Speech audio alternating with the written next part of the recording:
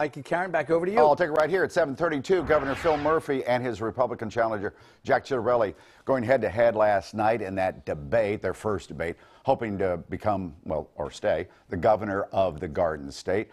Political analyst here at Fox, Bruce Gordon, joins us now. Hi, Bruce. Good morning, Mike. Let's start with a soundbite. Should our kids in New Jersey have to wear a mask when they go to school? Here we go. I would just say that tonight we have 21 precious kids in pediatric care. 5 of them are in the emergency or the intensive care unit with COVID. Again, there are going to be many contrasts tonight. I think this may be among the biggest. You can't look for wiggle room on vaccines and your body, your choice.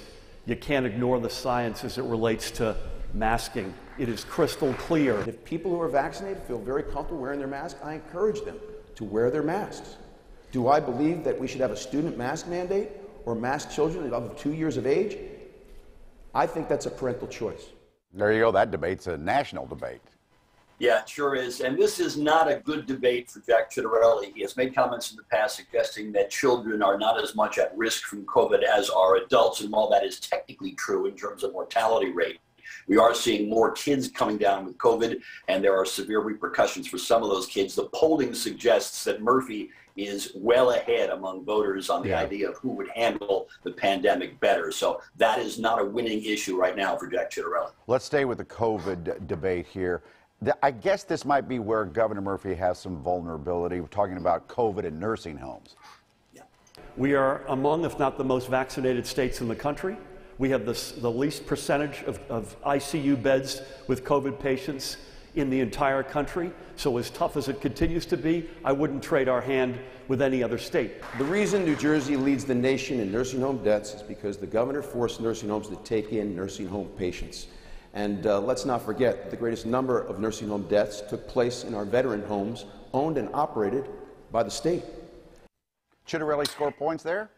Yeah, I think he did. More than 8,000 fatalities from COVID in New Jersey nursing homes. Murphy makes very clear and tried to repeat over and over again last night that, remember, I did send these folks back to these nursing homes, but I made sure that they were separated out from the rest of the population. I don't know that that really fully answers the question. This has not been the scandal it was in New York State, for example, but it is a vulnerability for Murphy, these nursing home deaths. Let me grab a cup of coffee and take a drink, because they brought up Donald Trump, certainly. Here it goes. Again, we're still digging out of the damage that Trump did in terms of masking and making it political. I mean, come on. And this guy has been with him every step of the way. If those watching at home are playing that drinking game where you got to take a shot every time you hear Trump, I suggest they stop real soon, because they're going to be bombed real soon. Don't know that that was the best comeback. No, ironically, there wasn't all that much mention of Trump last night. Look, in a blue state like New Jersey, Donald Trump obviously does not play well.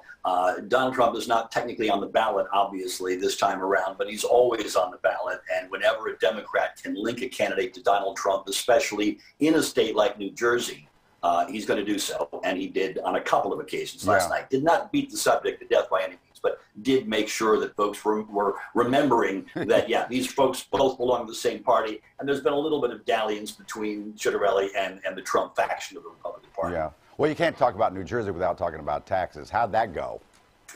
Well, look, New Jersey is obviously a high-tax state, specifically property taxes. Folks have been complaining about that with good reason for a long, long time. Murphy made a statement some time ago in which he basically said, look, if you are a one-issue voter and the only issue you care about is taxes, New Jersey may not be the state for you. Probably wishes he had phrased it a little more articulately, a little more artfully. Ciattarelli has been bashing him over the head with that line ever since in all of his advertising, and again last night.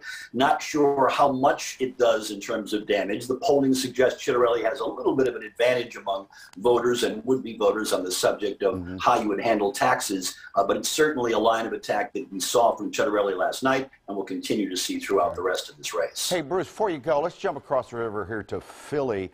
I'm sure you know that Dr. Hite, superintendent of schools, who's been with us, what, nine and a half years, is not going to sign another contract. I think he says it's time to go, and other people say it's time to go. Listen to this.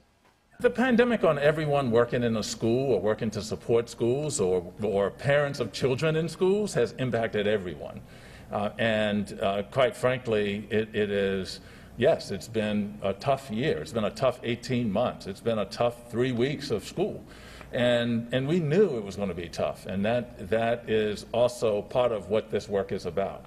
That really did not have an impact on my decision. It was more at the time to think about, do you sign up or do you want to be considered for 5 additional years? And after reflecting, my response was 10 years is long enough. Look, it has been a rough couple of months for Dr. Hite.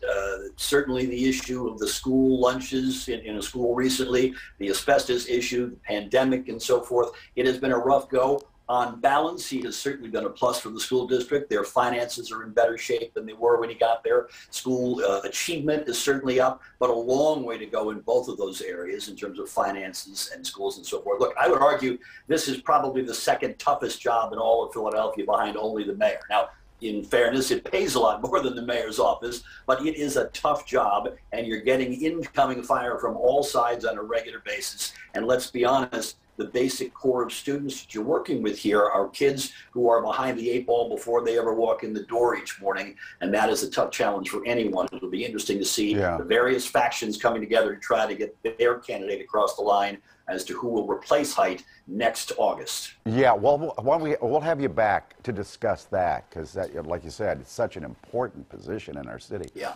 Bruce, thanks. My pleasure.